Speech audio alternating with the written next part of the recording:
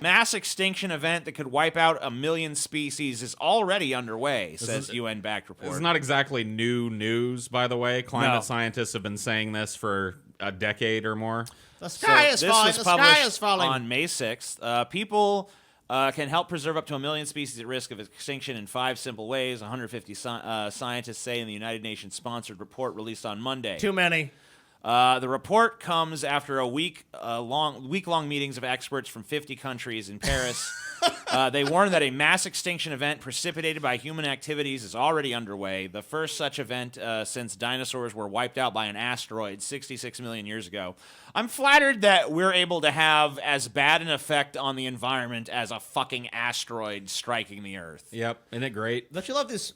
Oh, so there's going to be 5 simple ways we can make these changes. I guarantee we're going to do about 0 of them, I think. Yeah. There's no fucking chance, dude. There's no fucking chance for humanity. Scientists say that in total, our planet has experienced 5 previous mass extinctions in the past 500 million years. This 6th wave would be the first caused by humans. Awesome. Sweet. Allegedly. Oh, yeah. Innocent. Whatever happened to innocent until proven guilty, huh? The report calls for urgent changes in government policies to limit environmental damage and climate change. So we're fucked already. Yep. But we'll also recommend that families or individuals sponsor beekeepers near their homes for a cost of less than £100 a year. Too much. Bee populations are falling, but they are still essential to pollinate crops and food supplies. Not a problem. No, kill the bees. Kill them all. Eating organic food is another way to preserve the fast-shrinking insect populations. The report says the reason your car windshield is no longer covered in dead insects after a long drive is because pesticides have wiped out nearly 80% of Europe's winged insects over the past 3 decades. That doesn't really seem alarming or worth worrying about. The decline has also reduced bird numbers by nearly 1/3 because there are no longer enough insects for them to eat. If insects disappear, vegetable and fruit crops will fail because they won't be pollinated. I mean, it just seems like we're on a fucking trajectory for some real good stuff. Crazy train. I mean, 80% of the fucking Europe's winged insects are gone. The birds are dying because they got no bugs to eat. The crops aren't getting pollinated because there's no bugs to fucking pollinate the goddamn crops. Why do I give a shit? I'm here in the U.S. of A. where things are going just fine. We got a booming economy. We got Trump, haven't you heard? Woo! Unemployment all-time low, TJ. We doing fine. I mean, the sad truth as I see it is that we're living in a time now where none of us are going to really probably be faced directly with the direct impact of this. Like, yeah. It'll probably be the next generation or the generation after that really starts to see, like, there are no bees left. And so it's very easy for us to just ignore this as the same old drumbeat that we've heard since the 1980s. You know what I mean? Or probably even before that. I mean, the crying Indian was the 70s, dude. Yeah. The report also renews calls to give up plastic straws. Americans alone use 500 million a year. Just give it up, dude. Just give it up, man. It's not plastic straws that are ruining the environment. People can help save endangered species through adoption. You can adopt a chimpanzee for 40 pounds a year, I guess. Eating less meat, good thing, I guess. The report warns that 500,000 to 1 million species are projected to be threatened with extinction, with many within decades.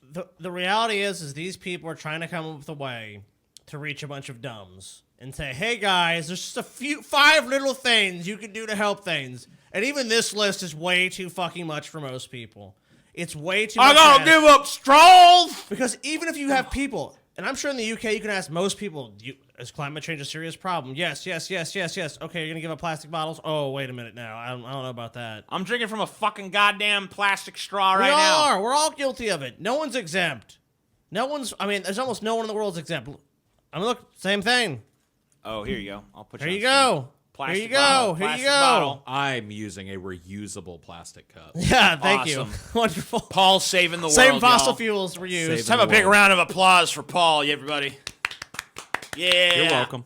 Saving the world. Captain Planet. Of course, the U.S. is the hotbed of climate change denial, a major global survey finds. No shit. Out of 23 big countries, only Saudi Arabia and Indonesia had higher proportions of doubters. So here's the fucking chart. The U.S. has the highest percentage of climate deniers in the rich world. The U.S. is a hotbed of climate change denial when compared with other countries, with international polling finding a significant number of Americans do not believe human-driven climate change is occurring. A total of 13% of Americans polled in a 23-country survey conducted by the YouGov Cambridge Globalism Project agreed with the statement that the climate is changing, but human activity is not responsible at all. A further 5% said the climate was not changing. Oh. It's wonderful. Only Saudi Arabia, 16%, and Indonesia, 18%, had a higher proportion of people doubtful of man-made climate change. Fantastic. It's not happening, dude. And basically, I mean, like in Britain, you can't even get 5% of people to agree with that dumb shit. In France, China, Germany, all these countries 6 or 7% struggle to get to fucking 10%. In America, we just breeze right on by 10%. And I guarantee you a lot of the remaining percent believe shit that's almost as dumb on the fucking issue. Yep. Like, oh, it's happening and we're causing it, but it's not a big deal. Or it's happening and we're causing it, but there's nothing we can do. Well, I mean, that may be true. I mean, it's not true there's nothing we could do. It's true there's nothing we will do, but it's not true there's nothing we can do. I mean, from what I understand, and I'm willing to be corrected on this. A lot of climate scientists now are saying that we're past the point of no return on this. Yeah. So we might be able to slow some of this. We can at least make some serious efforts to not fucking be pressing the fucking gas pedal quite as hard as we are towards the cliff of our destruction. I mean, maybe that's the fucking most positive outcome. Maybe it is, honestly. Scrub us from this planet as quickly as possible so that it can start the process of, going back to its normal state. And for those of you waiting for the technological savior, maybe here's some good news for you. 2.5 trillion holy grail found. Breakthrough discovery could lead to 100% recyclable plastics, scientists say. Plastic pollution in the world's oceans may have a $2.5 trillion impact, negatively affecting almost all marine ecosystem services, including areas such as fisheries, recreation, and heritage. But a breakthrough from scientists at Berkeley Lab could be the solution the planet needs for this eye-opening problem, recyclable plastics. The study, published in Nature Chemistry, details how researchers were able to discover a new way to assemble the plastics and reuse them into new materials of any color, shape, or form. Most plastics were never made to be recycled, said lead author Peter Christensen, a postdoctoral researcher at Berkeley Lab's Molecular Foundry, in the statement. But we have discovered a new way to assemble plastics that takes recycling into consideration from a molecular perspective. Known as polydechet, whatever, or PDK. Yeah, I'm going to go with that. The new type of plastic material could help stem the tide of plastics piling up at recycling plants as the bonds PDK forms are able to be reversed via a simple acid bath, the researchers believe. So basically, it's plastic that's 100% recyclable. I don't know exactly at what point in the future this might actually come into use. Technology will save us all, dude. Wow, if this was 1950, this would be a great fucking bunch of news for us right now. Feel like it's too little too late, Paul? I don't even have to. I don't have to feel. I know it's too little too late. I've seen the fucking pictures of the gyre. I've seen the fucking documentaries of the people that have gone out there. The damage is done. Mm-hmm. We have choked our oceans with horrible, unrecyclable plastics, and even if this rolls out, it's almost guaranteed that the places contributing most to it won't roll over to use of it.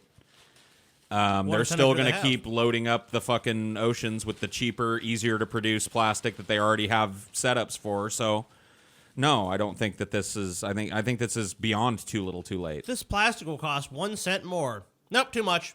Too much. Too fucking much. Even if it's 100% recyclable, how are they going to get the plastic back to recycle it? Yeah. How are they going to enforce people to not throw it right in the ocean like they've been doing? Shoot them. Something tells me it probably does the same thing in the ocean that unrecyclable plastic does if it's just chucked there. Yeah, this is a Band-Aid on a bullet wound at this point. Sorry.